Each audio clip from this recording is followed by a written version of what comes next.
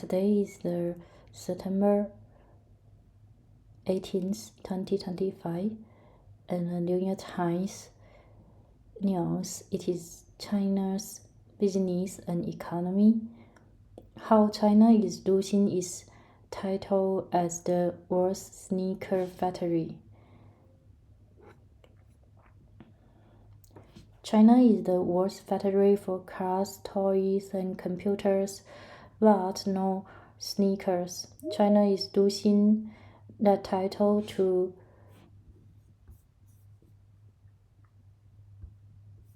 Vietnam's Ho Chi Minh City factory that in the fast-paced city churn out from soya, squishy in soya, cotton, lace, and mass fabric.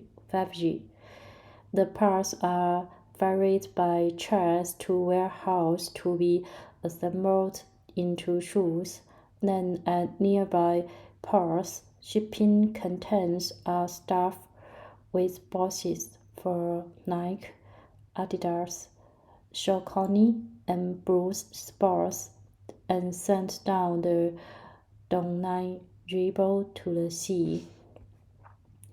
For the business world, quitting China is hard to do, with its hold on raw materials and its factory powers that has powered profits and kept consumers happy. The sneaker industry is showing how it can be done.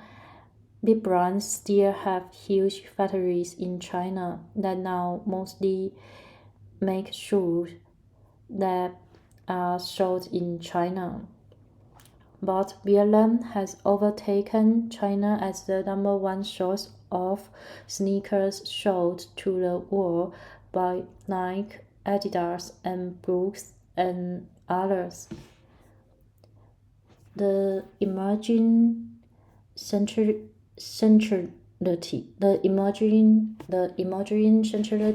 of Vietnam to the business of making sneakers hit home on April 3rd, after President Trump threatened Vietnam with a 46% tariff. The stock price of Nike and Adidas came crashing down. The two countries have since announced an initial trade pact that lowered the new tariff to 20%. The uncertainty that Mr. Trump's tariff have caused over costs is facing a reckoning in the industry. Nike said global tariff would lead to around $1 billion in extra costs this year. To broaden the impact, it is scaling down production further in China, where tariffs are now higher than they are in Vietnam. But some companies, worried about being too dependent on any one country, are also debating whether to move work out of Vietnam. China opened its economy, then Vietnam did too. The industry began wholesaling across Asia in pursuit of lower costs and waste in the 1970s. That is when brands like Nike and newcomer at the time turned to factories in South Korea and Taiwan to ramp up as sneaker culture took hold in the United States. Factories in East Asia could make shoes cheap, fast, and on a huge scale. China opened its economy to foreign companies in the 1980s, and when its access to hundreds of thousands of workers, suddenly China was cheaper and more attractive. The South Korean and Taiwanese companies working for global sneaker brands quickly moved much of their factories to China. But quietly, Vietnam was making its own disruptive change to a communist-controlled economy, and by the earlier 2000s, China's neighbors to the south was on everyone's radar. It was like the opening up of China, said Taylor, an American sneaker executive who moved to Ho Chi Minh City from Poland, Westbrook, in 2019. This was now the opening up of Vietnam. Mr. Lee, who had fled Vietnam in 1976 at the age of 3 after the end of the Vietnam War, don't believe his home country's time would come. He spent 2 months in China in 1997 working as a trainee for Adidas and was awed by China's size. Taiwanese companies like Pouchen, which had tens of thousands of workers in China, had built factories like little towns, he said.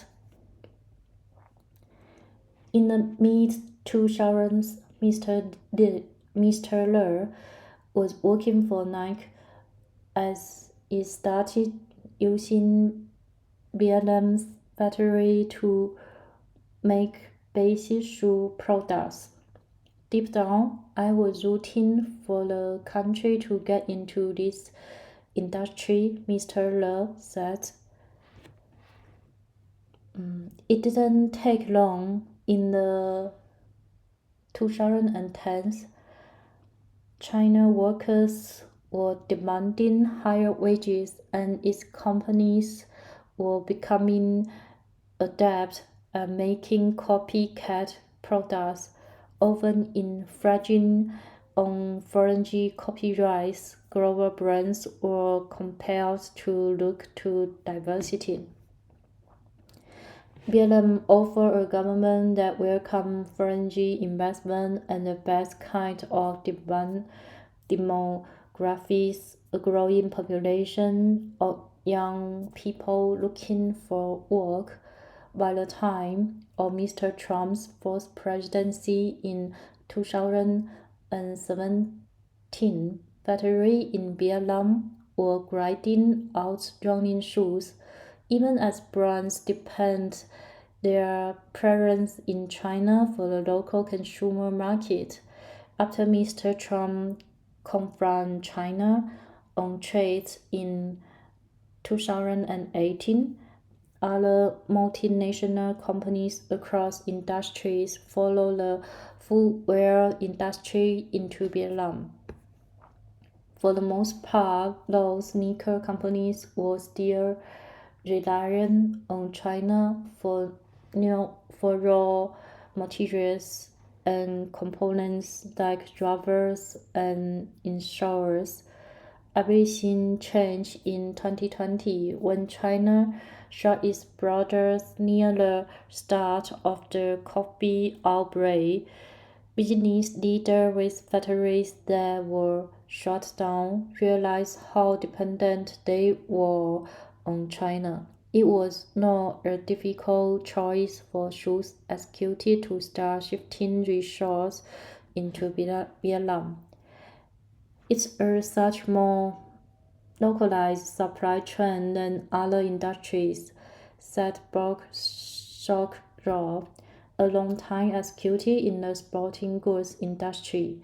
There is a need for speed to market, and the long-term partners have already made investments in the supply chain. A supply chain with little reliance on China. Consider the journey of the shoelace, a mold shaped like a foot and used to pull a shoe into shape. long before a sneaker is placed on a store shelf and before it is stitched and glued together. It needs a loss. John Biden, a Boston-based company that has been making those for 90 years, follow clients like Puma, Nike, and Adidas to Vietnam in 2011. It now has 500 workers in the country, cracking out 500,000 thus each year, as well as 20 million pairs of insurers and 120 million pairs of footbags. About 70% of all the factory makes is supplied to other shoe factories nearby. At the Jones Vinyl Factory, an hour drive from Ho Chi Minh City, workers fill metal molds with hot, gooey and brightly colored liquids to make foam, insole, and footbags. At a different station, bits of plastic swirl inside a machine that shapes a mold into the shape of a foot.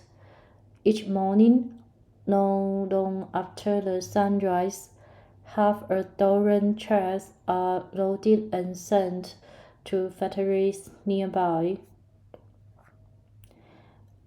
The initial trade deal between Vietnam and the United States that was announced in July has left many questions unanswered.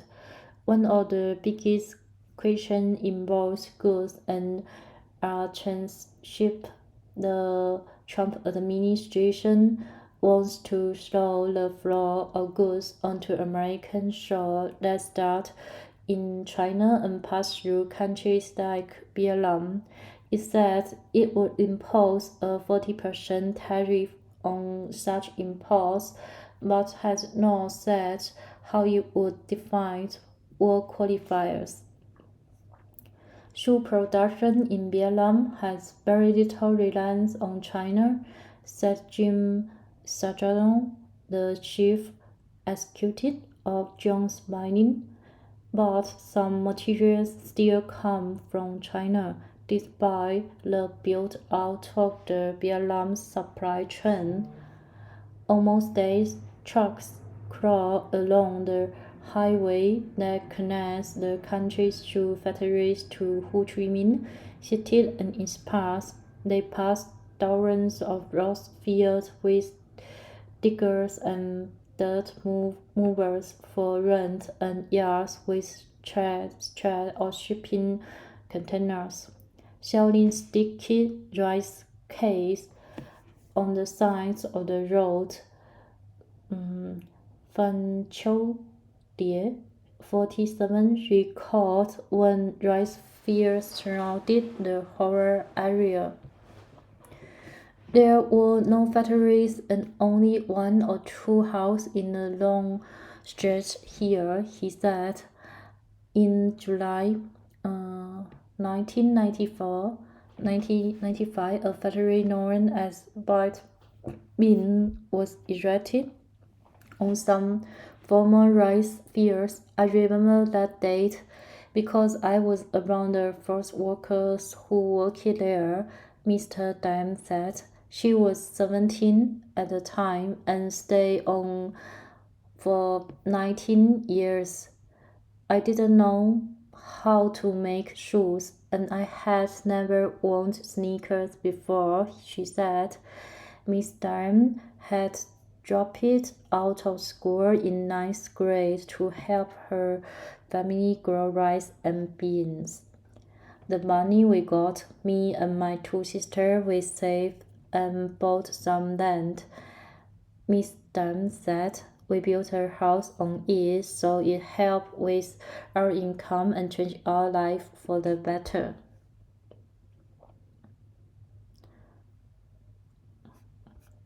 Thanks for listening. Enjoy the day. See you.